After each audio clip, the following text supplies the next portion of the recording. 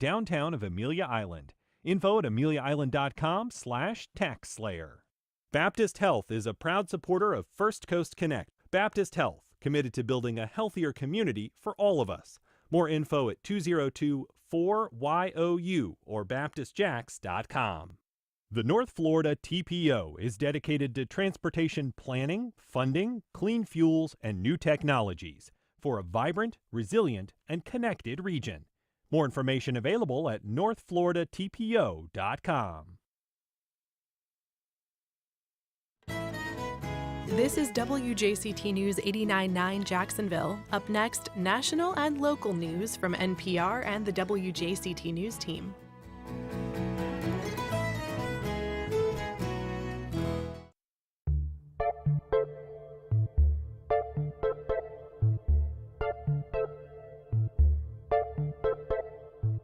Good morning, I'm Ann Schindler. On today's First Coast Connect, cohabitation or hostile takeover. We discuss a new law requiring public schools to make way as a charter school network prepares to occupy more than 24 local facilities. Then we talk to Weekend Edition host Ayesha Rascoe about the business of news and finding her voice.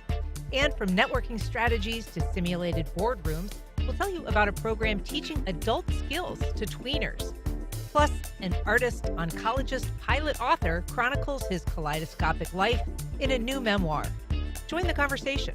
Give us a call at 904-549-2937.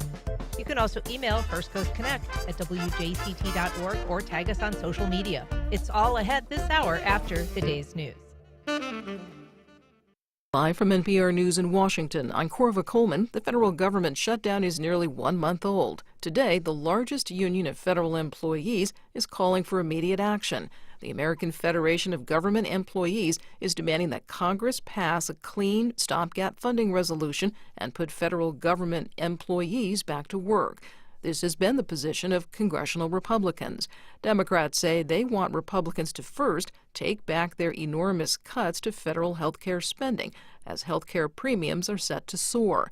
NPR's Sam Greenglass says lawmakers also disagree over whether to pay federal workers during the shutdown. Republicans want a measure to pay only employees working without pay, like TSA agents. Democrats want to get a paycheck to all federal employees and also block the White House from doing more layoffs. That last part is going to be a non-starter for a lot of Republicans, though Republican Senator Ron Johnson did say he's open to something more inclusive. NPR's Sam Greenglass reporting.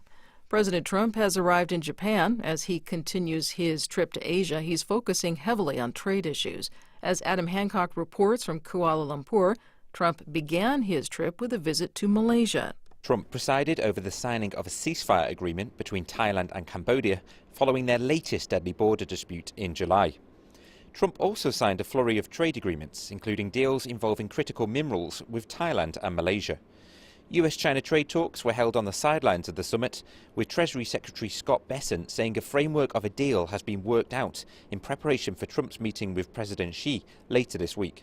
During his stop in Japan, the US president is scheduled to meet the country's new leader to discuss trade and defense spending. For NPR News, I'm Adam Hancock in Kuala Lumpur.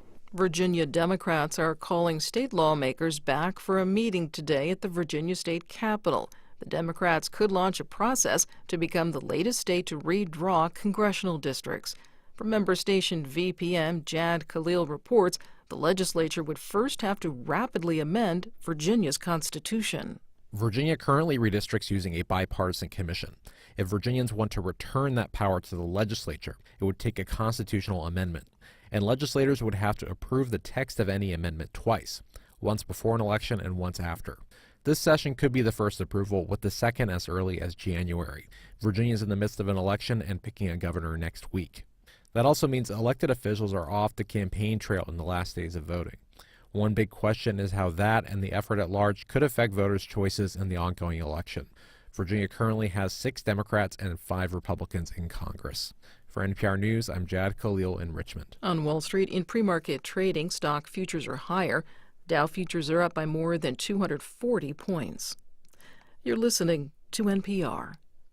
Good morning. You're listening to WJCT News 89.9 in Jacksonville. I'm Stephen Ponson. It is now 9:04. Drug-related deaths in Florida decreased significantly between 2023 and 2024. WJCT News 89.9's Dan Scanlon has more. According to the latest annual Drugs and Deceased Persons report by the Florida Medical Examiners Commission, total drug deaths statewide dropped by 14% last year. Broken down into drug categories, opioid and fentanyl-related deaths each declined by more than 30%. The Medical Examiner's Office in Jacksonville reports 304 people died from fentanyl in 2024, compared to 514 the year before. Officials credit the wider availability of naloxone, brand name Narcan, for helping reduce the number of overdose deaths. The full 2024 report, as well as those from 9 previous years, is at fdle.state.fl.us, keywords deceased persons report. Dan Scanlon, WJCT News 89.9. The only surviving film made at the last surviving silent film studio in Jacksonville will be shown this Saturday in the building where it was filmed way back in 1926. The Flying Ace is the story of a Black World War I pilot, and it will be shown at 1 p.m. at Norman Studios in Arlington.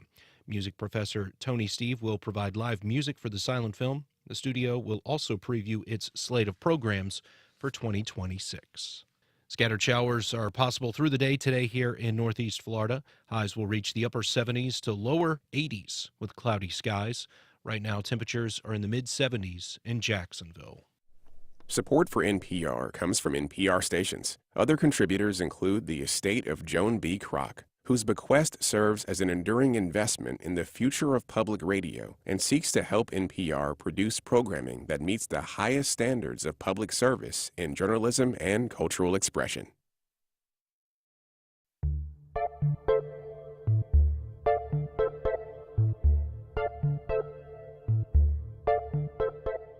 Support for First Coast Connect is provided in part by Baptist Health and North Florida TPO. Good morning, I'm Ann Schindler, and this is First Coast Connect. Today, existing public schools across Duval County may soon have to make way for more than 24 incoming charter schools. We talked to a local education reporter about how a new state law could impact traditional public schools and impact an already strained district budget. Later in the program, NPR host Ayesha Rascoe talks about the future of public broadcasting and the historical significance of HBCUs. But first, at a time of great disruption in traditional public education, a new state law promises to accelerate that change.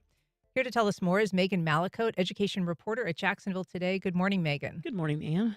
Glad to have you here, Megan. You've been reporting on this, and there are some big changes just in the past couple of weeks. Catch us up on what has happened just in September and October when it comes to charter schools in the state. Okay, so what happened first was, we'll go just a little further back than that. In the summer, there was some legislation that passed at the end of the state legislative session that changed a program called the Schools of Hope. And Schools of Hope is a program in Florida that allows a certain set of charter school operators to come into areas that are served by struggling public schools and open charter schools to try to help the communities there. And so the change that happened in that legislative session was that they required school districts to provide resources, basically, to allow them to either come into their currently occupied buildings or their vacant buildings or their underutilized buildings, basically anywhere where there was an open seat, and open a charter school in that building, even if it was already in use by an existing traditional public school. And the districts would have to pay for the the logistical upkeep of that operation, right? And so things like, first, they couldn't charge rent. They would have to pay for custodial services, some transportation services, and all these support services.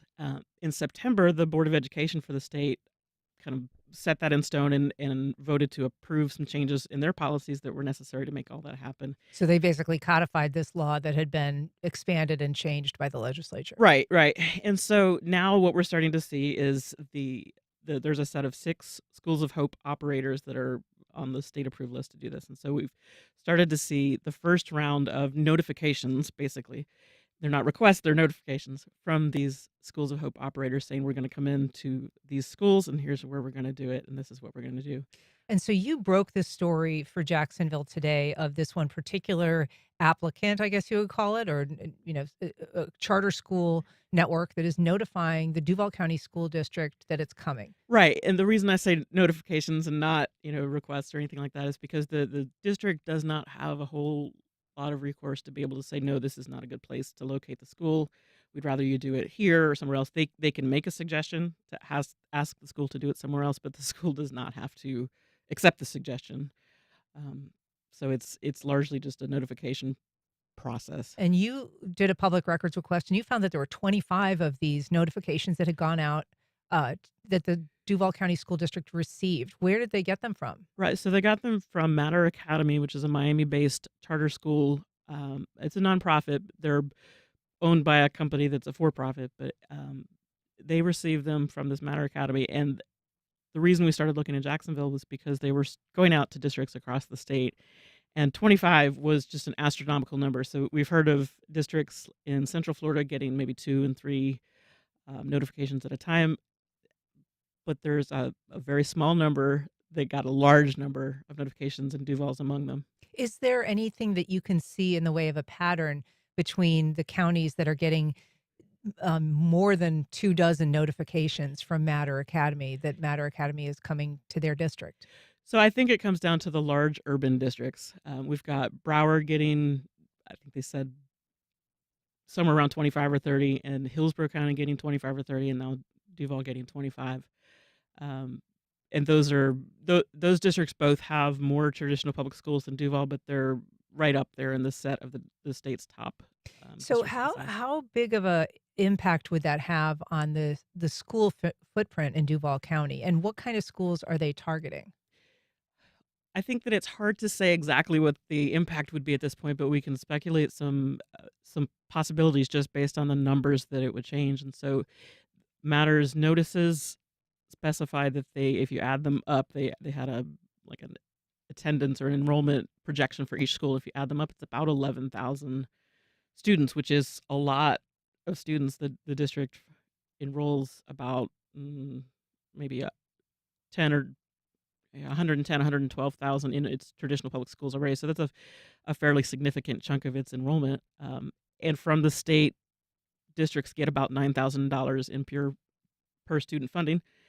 So if you multiply that across, I think it stands to reason that it's possible that the district loses almost $100 million just in student funding for these schools, but still have to keep the schools going in order to serve the populations that they're already serving. And the idea of the population is that this would be drawn from existing public schools. Is that right? I would think so. They could come from students that are currently attending private schools. They could come from students who are already attending other charter schools. But I think that the most likely candidate is students who are enrolled in schools that are hyper local to the areas where these schools are starting to form. So you also have cases like so one of the schools that was on the list was Annie Morgan Elementary, which closed at the end of last school year, so 6 months ago or so. And in that neighborhood, it closed because it consolidated with Biltmore Elementary, which is also on the list, actually. But the district closed it because they no longer had the funds to maintain both of these schools, which were relatively small and under-enrolled, and they're close together, a mile or two apart. So they consolidated those two schools into Biltmore, and now you have your building for Annie Morgan that's sitting there unused and vacant. And so if a charter school moves into that building, you may have students who liked going to that school because it was in their neighborhood. It's a school that's in their neighborhood that choose to go there. So it may pull from students that the district may have otherwise wanted to send to one of their consolidated schools. Interesting. If you are just joining us, we're talking to Jacksonville Today education reporter Megan Mallicoat about the local impact of the new statewide Schools of Hope expansion. If you've got questions or comments, you can join our conversation. You can give us a call at 904-549-2937. You can email First Coast Connect at WJCT.org, or you can reach out on Facebook, Instagram, or X at FCC On Air. And you can, of course, watch our live stream on the WJCT Public Media YouTube channel.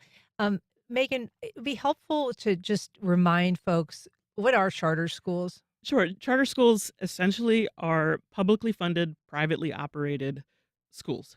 And so the state still provides funding just in the same way that the funding comes from the state to your local neighborhood elementary school, but instead, in this case, it goes to charter schools, and it's not bound by some of the same policies and procedures that like say in this case, Duval Schools would have for its schools. There are some laws that come from the state that it has to follow, um, but they're not as closely regulated as some of as your traditional public schools would be.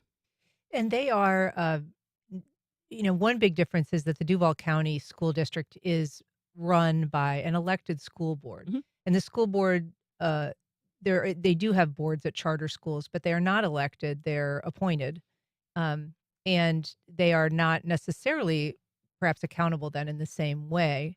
Um, what are other ways that charter schools are different?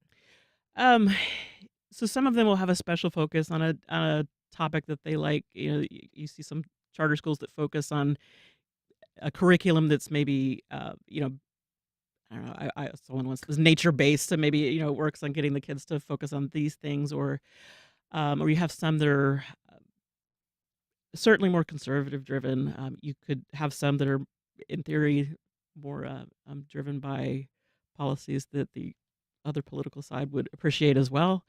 Um, but I think the most compelling difference is simply that they're not part of the regular public school system. I mean, I know that the funding comes from it, but you have these small boards that run these individual schools, or smaller boards that run these networks of schools, and um, it it simply becomes different than the neighborhood schools within the traditional public school system. We've got a call from Kendra in Mandarin. Good morning, Kendra. Go ahead. Good morning, Ann.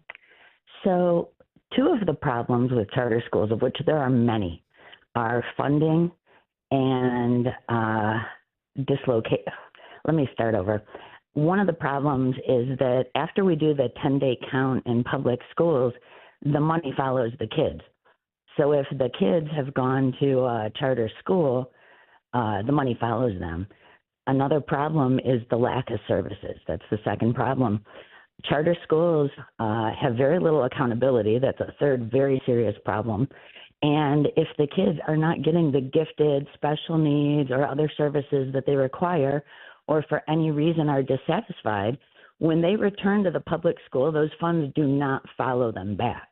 And so we kind of have a revolving door with the kids, but not with the funds. So we're losing a lot. They don't follow them back that school year, but I would imagine the following school year, they would certainly follow them, The yes? following school year, it could, but you're absolutely right. Is it so? If you think of that, we have this system in society where all students, all children education is a right, right? So we guarantee that children can have education, but the public school, the traditional public school system, is like the foundational side. So if they might go to charter school, but the charter school has ways of not, if the kid doesn't fit their model, they can choose to not enroll them. Private schools obviously don't have to pick any student that they don't want to. Public schools are the foundation that is obligated to educate any child, no matter what the special differences or difficult circumstances are. And if a child does go to a charter school, and you do the 10-day count, and so the money then is sent to the charter school. The 10-day count being like at the start of the school year. At the start of the school year. I think they also do it then again after the holiday break in the middle of the school year. But then so you are potentially left with a situation where the student then re-enrolls in the public school system and has to be educated because the public school system is obligated to do so. But then the money actually went to the other school, and they don't get it for that child for an extended period of time. I mean, one of the things in terms of the money and that you have reported on in Jacksonville Today is the fact that this law requires schools, as they accommodate the charters, to potentially provide services for those co-located schools. And that could include everything from custodial services to busing to cafeteria services.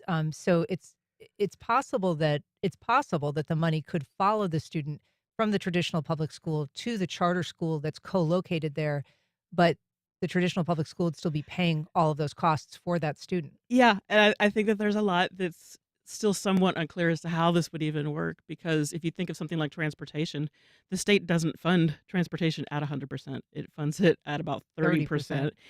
And so is the district then going to be on the hook for busing these kids that aren't even enrolled in their actual schools for the additional 60%?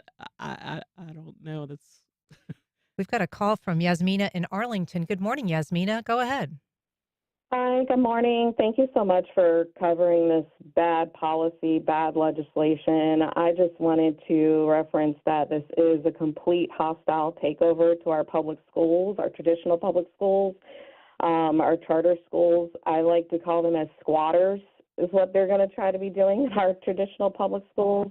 And I just want to remind the community listening to this that we really need to come together and combat this really bad legislation the same way we did when there was the AP funding cuts. People need to be emailing their state legislators and they need to be emailing their board members. We all have a collective responsibility in ensuring that every student has access to education.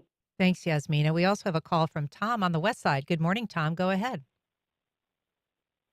Good morning. Yes, I think this thing is ridiculous.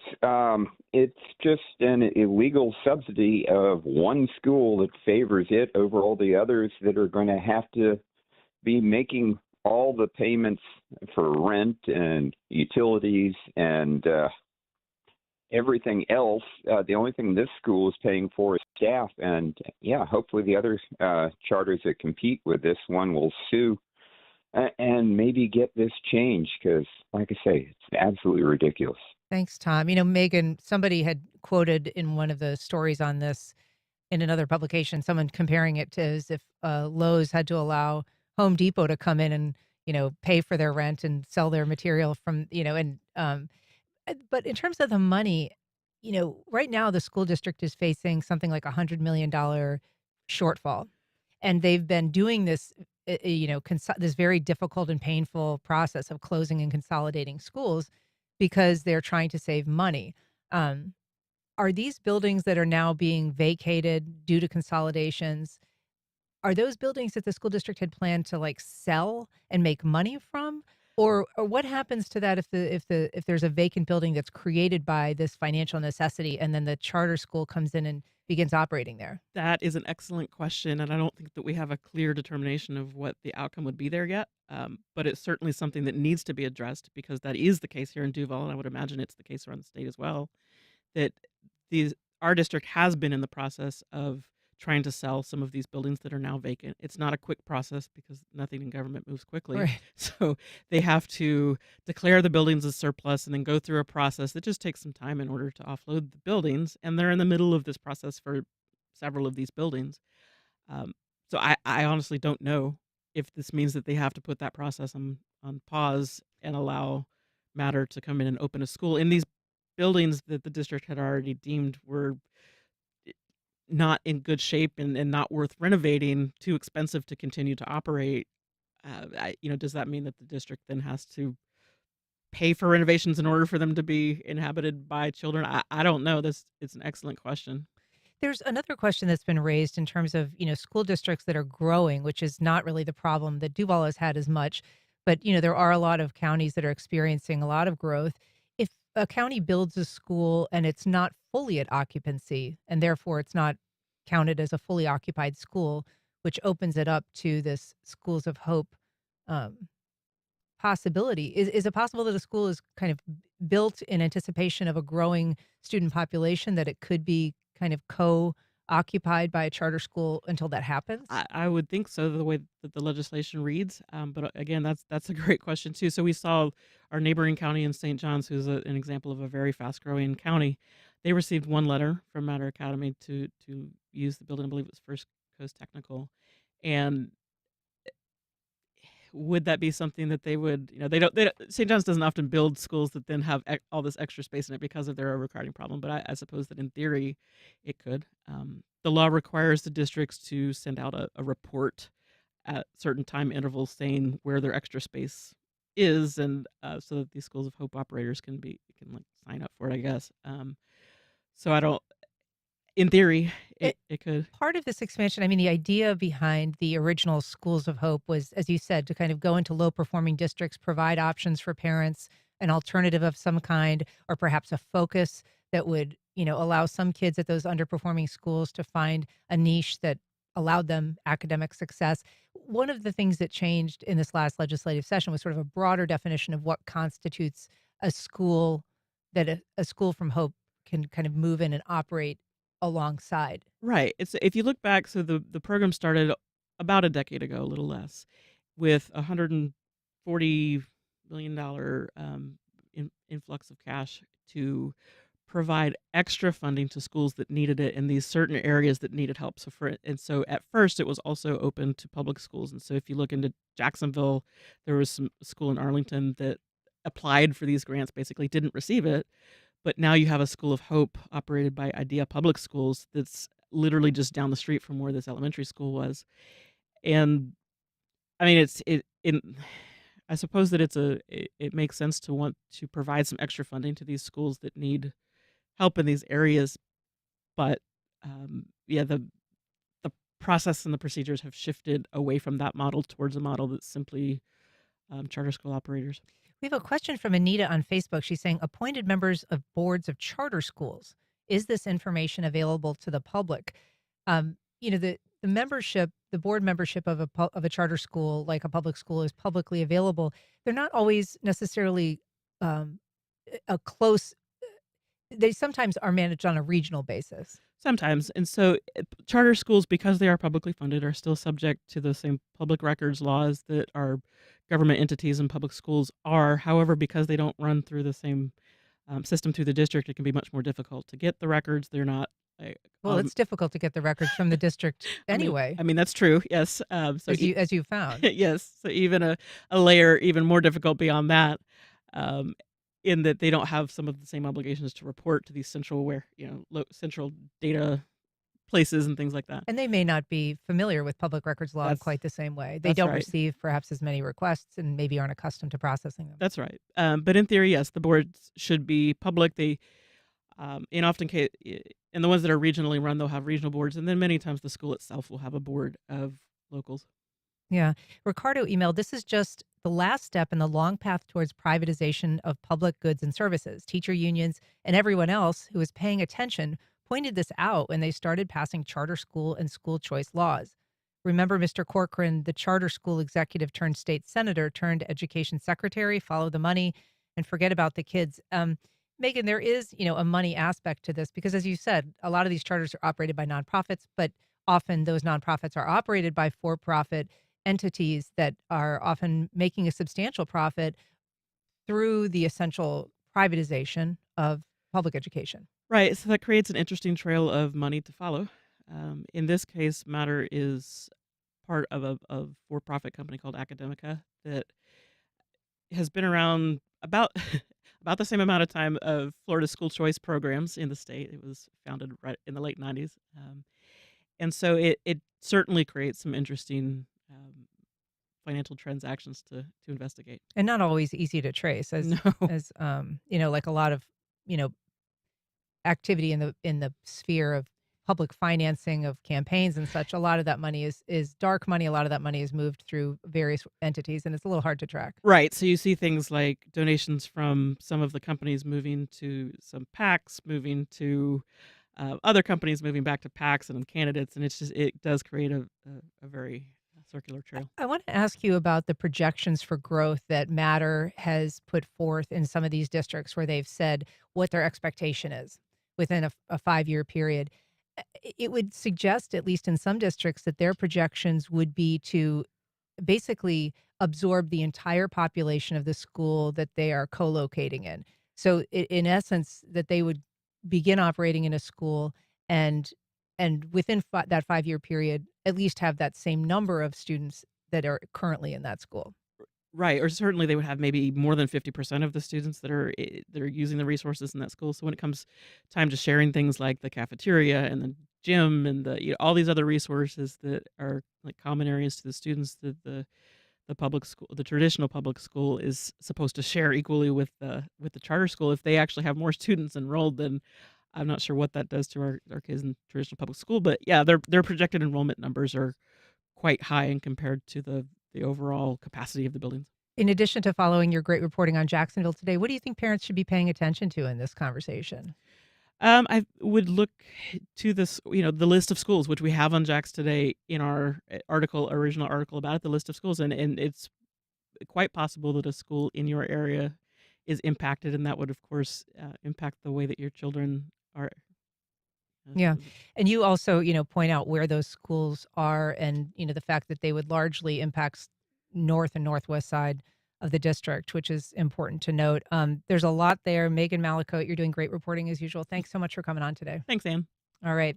Up next, we've recently had a chance to sit down with Weekend Edition Sunday host Ayesha Rascoe.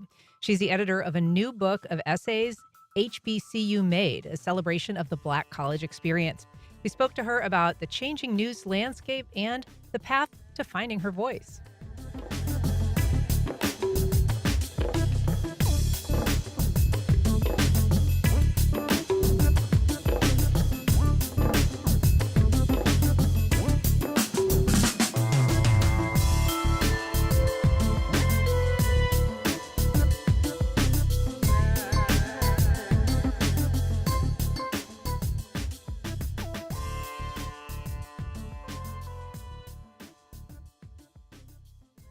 Welcome back. My next guest covered energy policy during the Deepwater Horizon disaster, worked as a White House correspondent during 3 presidential administrations, and has served in multiple roles since joining NPR in 2018. She's currently the host of Weekend Edition Sunday and Up First. Ayesha Rascoe, thanks so much for joining us today. Thanks for having me. So I understand that you began your move into journalism, or at least thinking about moving into journalism, at a fairly young age. I'm curious how the career that you have today compares to what you thought it would be like. I did start, I'm like one of those weird people that knew what I wanted to do probably from middle school on. I knew I took an aptitude test and and it said I would be good at journalism, and the light bulb just kind of went off and I said that's what I wanted to do. But I will say at the time, I really just was interested in print journalism. So, what was in print journalism? We don't have as much as that these days. But like, I wanted to be a writer. I saw myself, never in front of the screen, never on a mic, not talking. I didn't think that I was a good talker. I thought I was a much better writer. And that's what I saw for my career. Obviously, it has taken a much different path than I ever imagined. But that was my thought. So, yeah, I've wanted to be a journalist pretty much, almost my whole life at this point. And I went to college for it and I got it. But over time, I began to do things that I didn't know that I would do when it comes to broadcast journalism. And so you've done hosting on a few lighter programs on NPR as well, including It's Been a Minute. You've kind of been a guest, I guess, on Pop Culture Happy Hour, but that's sort of like hosting in a way. How does it compare to reporting? Has it been a kind of a natural progression for you?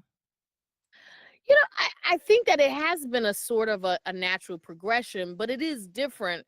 With reporting, you're really out there on the ground. You're, collecting the tape. Sometimes, a lot of times, you're out there by yourself. When I covered the White House, so I'm, running behind the president and trying to get the tape and running back and sending it to the White House radio pool, which is how you get all the audio up.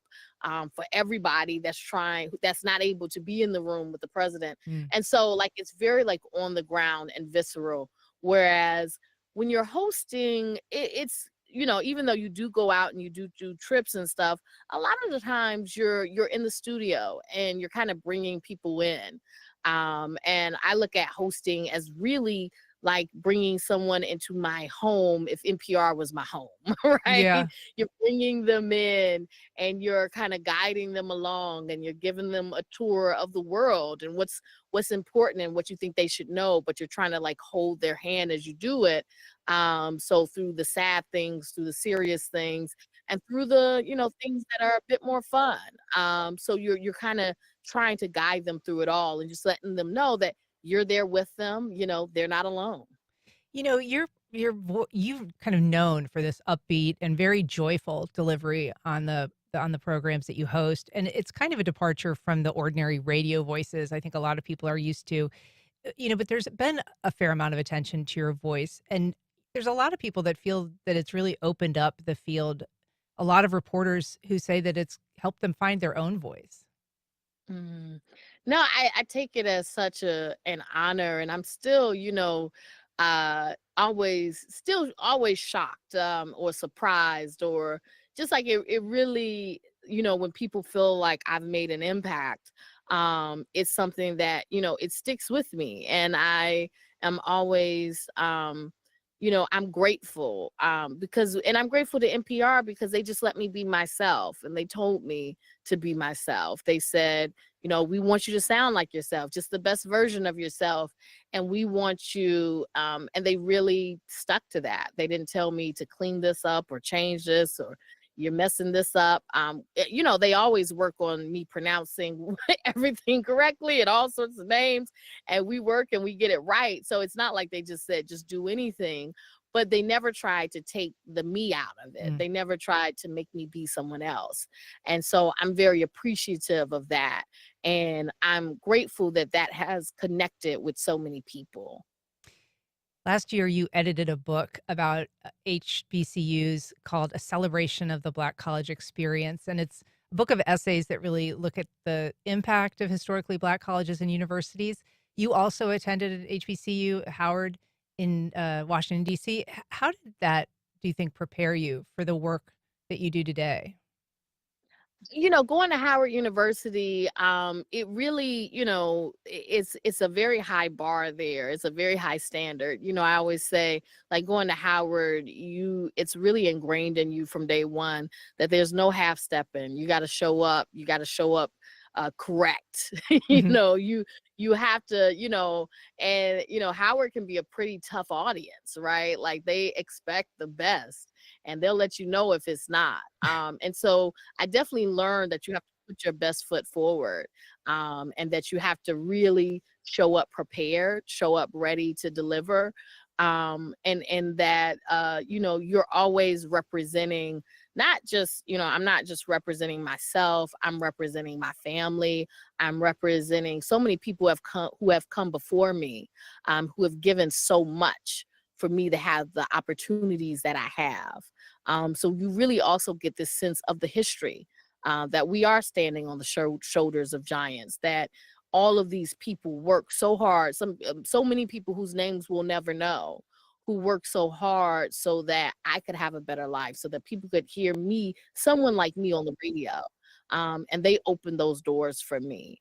And so I have to always remember that in all that I do. And so I think in that way, going to an HBCU, going to Howard University, really did help prepare me. And doing the book, HBCU Made, it really, I saw that I wasn't alone. Like, there was a lot of people who felt the same way, who felt that they were prepared, who felt that these institutions, HBCUs, large and small, poured into them and gave them a sense of, not only goals and passions, but also of legacy and community. Yeah, and it's an extraordinary range of voices in the book.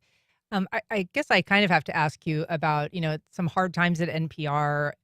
How do you think that the organization has been responding so far to the end of federal funding, and, what that implies for the mission of public broadcasting and public media going forward?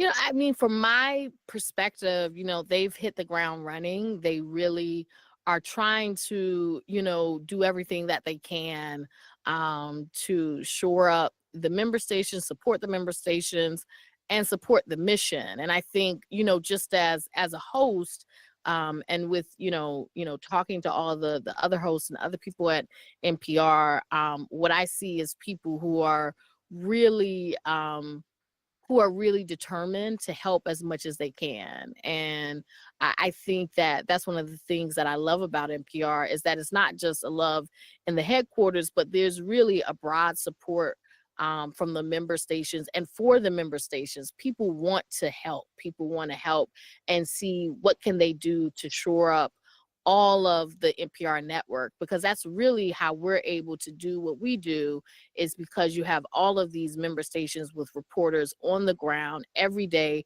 reporting on their communities, being a part of their communities. And I think that's really what sets NPR apart. And so what I've seen is times are hard. I'm not going to deny that. It's a hard time. But even in the midst of that, you see people pulling together. And so I always believe and truly believe, even in the midst of hard times, you can see blessings. And I think a blessing is everyone in NPR pulling together. Well, I know that people here on the First Coast love your voice. It's great to hear you today. Thanks so much. Ayesha Rascoe, she's the host of Weekend Edition Sunday and Up First. It's great talking to you. Thanks so much for doing this. Thank you so much. All right, we'll be right back.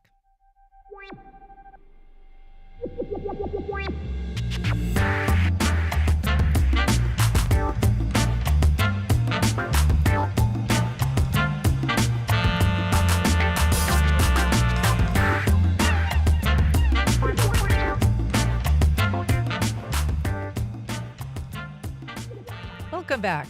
Well, for some, learning to be a leader requires a lifetime of experience, but a local program aims to impart some key lessons early. Here to tell us about a leadership program targeting tweeners to young teens is Jason Peoples, the executive director of the Jacksonville Arts and Music School, which runs the program. Good morning, Jason. Welcome back. Good morning, Ann. How are you? I'm well. We're also joined by Jessica Lumpkin, the school's director of mental health outreach and engagement. Good morning, Jessica. I know it's a long title. I Good know. morning. And it's a Monday, fully. Yes, that All right. part. We're also joined by Roy Harvison Jr. He is the winner of the What a Leader competition in 2024 and a student at Rains. Good morning, Roy. Good morning. Good morning. And Roy, congratulations.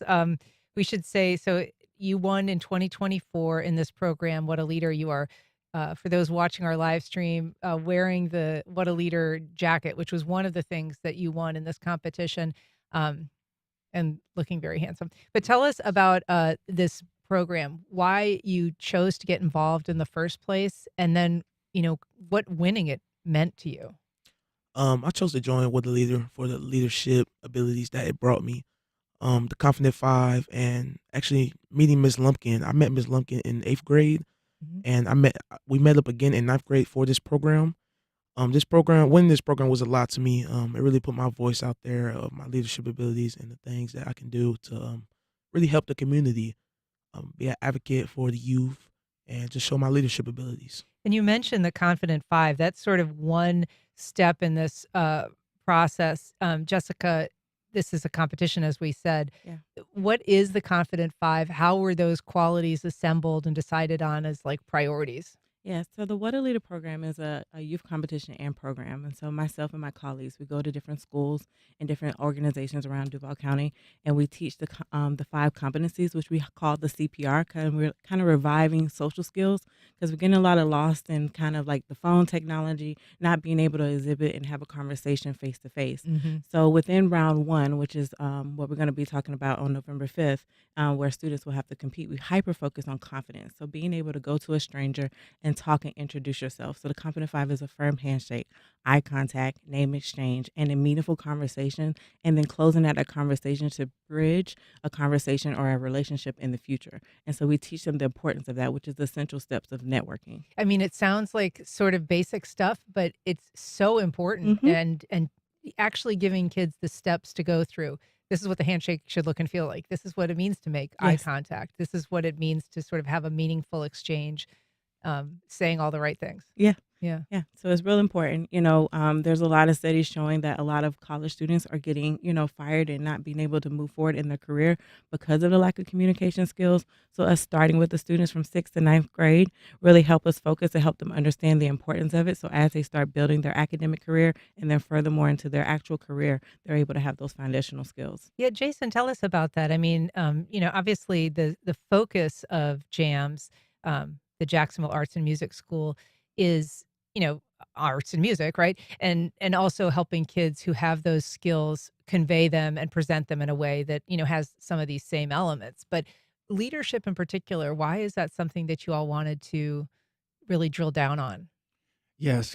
So our mission is to empower the creative leaders of tomorrow, and a lot of people kind of miss that about us in the scheme of things with it being an art school, but we really wanted to drill down on that in 2021, particularly coming out of a very isolating period. And during the boom of social media, we saw a need for our students to understand how to re-engage with community, with people and individuals. But more importantly, we wanted to draw, no pun intended, draw a connection between arts and leadership and allow for our students to be able to understand that it's more than art, right? You have to be able to sell that art. You have to be able to sell yourself to individuals. And as we continued that conversation, we found that this was something, again, that not only our students needed, but our greater community needed. So we just started to partner with Kids Hope Alliance in the city of Jacksonville to make sure that we could take these programs to not only the public school system, charter school systems, but also the out of school time programs as well, to give them the leadership training and the opportunity to win the gold jacket that Mr. Roy has on right now. Yeah, and those leadership skills, I mean, I think, people often think about artists as if they're operating in this little isolated silo where they're just doing their work. And the one thing that the school does is, try to convey to students that there are a lot of opportunities that are arts related that are not that, that are really much more about presenting and interacting with people, whether it's in, school environments or corporate environments. And so it's the latter that this program also kind of makes students prepare for in a very specific way, being in a corporate setting, presenting well. Can you talk a little bit about that? Because that is also one of the stages that the kids have to go through. Yes, I think it's important to know, again, for us particularly, it's important because right now I have two young ladies that are at the University of Florida, and they were in our Combo One band. Had never played piano before, and Mr. John Lumpkin, who has happened to be the husband of Miss Jessica Lumpkin, who's here today, mentored them. And they are not at the University of Florida for music. They're there to be anesthesiologists, right? And then I have another young man who's at JU right now, Mr. Jahari Washington, who's there to be information technology guy. He always talked about AI when he was with us and talked about how AI is going to take over the world. So we're going to look for him when AI does. But just showing that connection between the two worlds and showing that even from an artist standpoint, it does not always mean that you're going to go off and be a great artist. Sometimes you're just going to go off and be a great leader. But what is that? What does that mean? One of the things that we always point out, or one of the data points that we always point out, comes from the Aspen Group Leadership Development Index. And it states that 32% of students don't even receive leadership training before age of 25. And half of that that receive it will do something of significance. So only 16% will do something of significance. So it's really important that we not only show our students the importance of leadership, but how to exercise that leadership at the next level. And Roy, one of the things that you had to go through, in addition to presenting this Confident Five, you have to do some real world kind of role play, showcasing problem solving, public speaking. So how did you choose the topic you wanted to present around, and how did you present in a way that you think made the judges select you? Yes, ma'am. Of course. I presented a topic of real men, real talks, navigating life challenges one talk at a time. It's a men's mental health peer support group. I think men's mental health is not a stressed about topic enough. A lot of youth actually struggle with their mental health. And my father, he was bipolar. And that led to the death of my mother and my uncle in 2015. He had an episode that caused a lot of damage to friends, family, and associates. And I just don't want that to happen to the next person. So sorry to hear about that and your Yes, ma'am. family. And so men's mental health was the subject that you chose to present on, and obviously really dazzled the judges. Yes, ma'am, it did. Yeah, and so tell us about what it was that you won in addition to the gold jacket. In addition to the gold jacket, I won a $5,000 scholarship and a $1,000 cash prize. And so how has that enabled your planning for the road ahead? Because you're just a sophomore now at Rains. Yes, ma'am, of course. It's enabled me. I really do want to start this program that I think it'll really help the children of the future and the teen of the future. I plan to start it as a club in the school system first. I plan to speak to my principal soon that I can have a meeting with DCPS so I can get it really started in all schools. And hopefully I have a sponsored teacher in my school Mr. Caldwell, he will help me present this idea to Mr. Hall so we can get it started. And then by the time I turn 18, it can be a real established business that can help adults Yeah. and those pre-adults, some 18, 19-year-olds that really need it. You're very impressive kid, Roy. So, Jessica, what do you want people to know about what's upcoming in November? So November 1st is round one of the competition where we talked about the Confident Five, where students will actually have to communicate and have meaningful conversations with different business leaders, business organizations, and they all come together to network with the over 50 students that we've chosen all over from doing those different individual school trainings. And those 50 students will compete in round one to compete for Yeah. that to move on to round two. All right. Well, it is a cool program. People could find out more information at jamslife.org/waterleader. All right. Jason Peoples, Jessica Lumpkin, thank you for being here. Roy Harvison Jr., congrats and best of luck to you. Yes, ma'am. Thank you very much. Thank you. Thank you. All right. Up next, an artist, oncologist, pilot, author chronicles his kaleidoscopic life in a new memoir.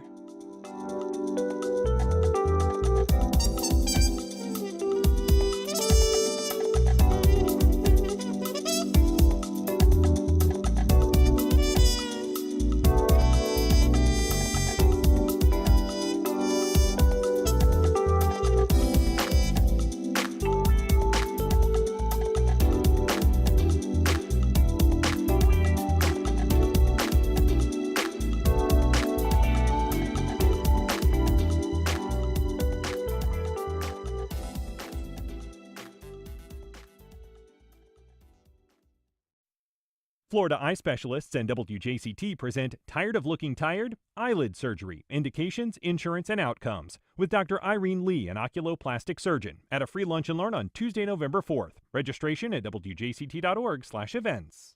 Terrell Hogan Law. I'm Wayne Hogan. Highway, hospital, home, work. Where injuries happen can make a difference in the law and the outcome. More at TerrellHoganLaw.com. Get ready for a magical family movie night at WJCT Studios. On October 29th, we're screening the Halloween favorite, Hocus Pocus. Doors open at 6:30, films at 7. Join us for a night full of spells, laughs, and the unforgettable Sanderson sisters. We'll have popcorn and concessions to keep you fueled for the night. Tickets at WJCT.org/film. This Halloween classic is pure magic. Texas and Florida are considering slashing property taxes or eliminating them altogether. You buy a home, you pay off the mortgage, and yet you still have to write a check to the government every year just for the privilege of living on your own private property. Is the property yours, or are you just renting it from the government? But if property taxes go away, what happens to schools and services that those taxes pay for? That's on the next On Point. Today at 11, here on WJCT News 89.9. Notable Republicans, including lawmakers, have recently been tied to group chats and text threads praising Nazis and racism. Meanwhile, the Trump administration moves to designate Antifa and Black Lives Matter as terrorist organizations. How is the administration drawing a line between hateful speech, violence, and political dissent? That's next time on 1A. Today, starting at 10 on WJCT News 89.9.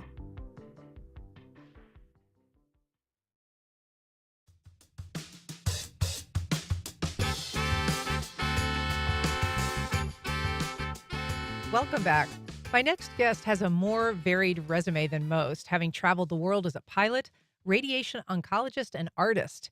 He's now captured his life lessons in a new memoir. Here to tell us about Portrait of a Kaleidoscopic Life is Dr. Douglas Johnson. Good morning, Dr. Johnson. Thanks for being here. Thank you, Ann. Appreciate the opportunity. So you are a former chief of staff at Baptist Medical Center, a former colonel in the Air Force, an accomplished painter. What made you decide that you wanted to share those experiences in this new book? Well, Ann, it actually started several years ago by a patient pulling me aside and saying, Doc, you really have kind of a strange and interesting life. You ought to write that stuff down because people aren't going to believe it. Yeah. So that planted the seed. And then many years later, I more recently have been giving a lot of lectures to students in high school and some gifted programs through something called the Joe Berg Society.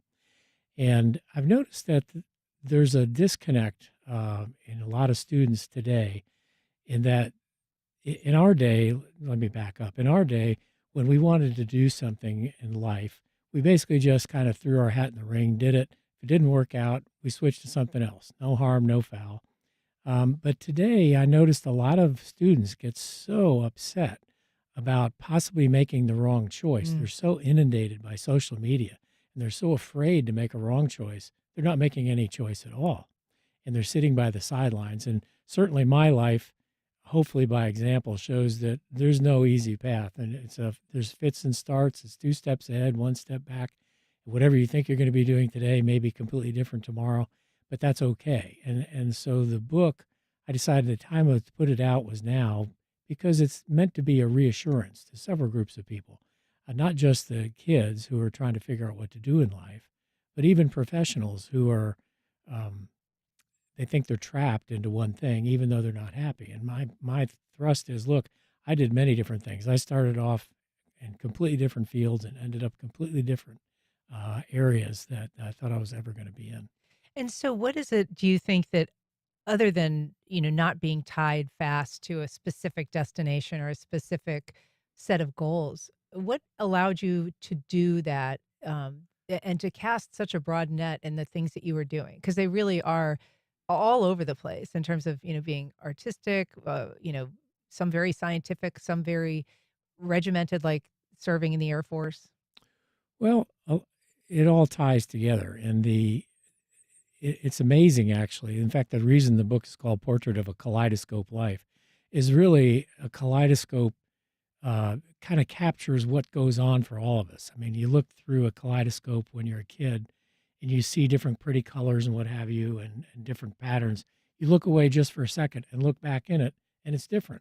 It's the same kaleidoscope, same elements, but life is like that. You just step away for a minute. When you come back, things have changed a little bit, and that's okay. And one thing leads to another. I started off in life not even wanting to necessarily be a physician.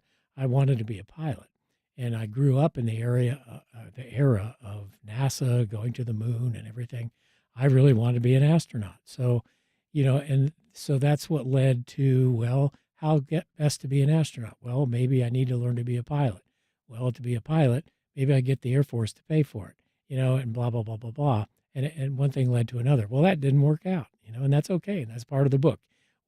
Things you think you're going to aim for may not work out, but you'll find other interesting things.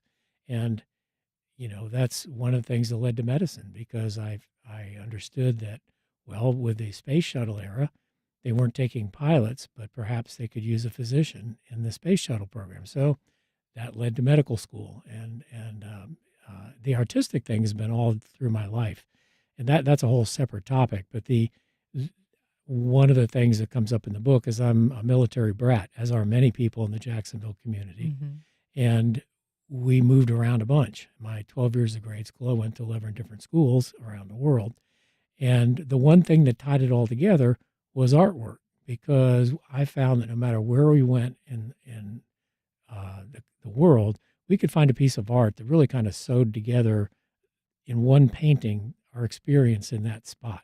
The people we were meeting, the buildings we saw, the climate. And even today, there's a painting that hangs in my house that's over 60 years old we bought from a roadside vendor in the mountains of Spain when I was a little kid.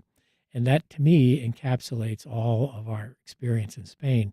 So as we moved around from place to place, I decided to start capturing my experiences in painting, and that's how I got into landscape painting. And so for people who are watching our live stream, we are showing some images of your work, and your style. And I think you say in the book you're influenced by the Impressionists. There is sort of an echo of that. You're a very skilled artist. I wonder if that was sort of your way of journaling, or if you actually did keep a journal during all of this time, because there's so many memories in this book, and obviously you've done so many things. Did that help you? Well, I can't say that the art is journaled in per se. I mean, I do capture places we've been and scenes and moods and that type of thing.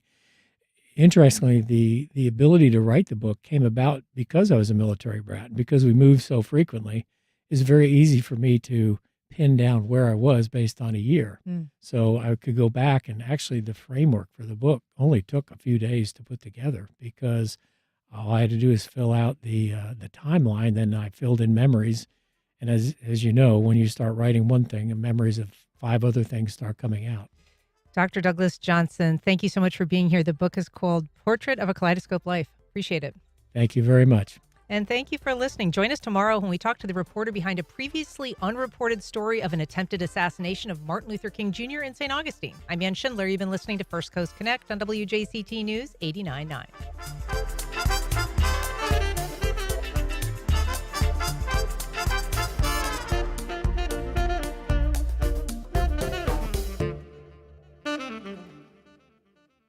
Support for First Coast Connect is provided by Baptist Health and the North Florida TPO. The North Florida TPO is committed to shaping our transportation future. We're focused on planning, funding, clean fuels, and new technologies for a vibrant, connected community. Learn more at northfloridatpo.com. Baptist Health is a proud supporter of First Coast Connect. Baptist Health, committed to building a healthier community for all of us. More info at 202-4YOU or baptistjacks.com. WinGuard, a marketing and communications agency dedicated to helping Jacksonville businesses plan creative campaigns and data-driven advertising plans. Proudly located in 5 Points and serving client partners across the region. More information at wearewingard.com.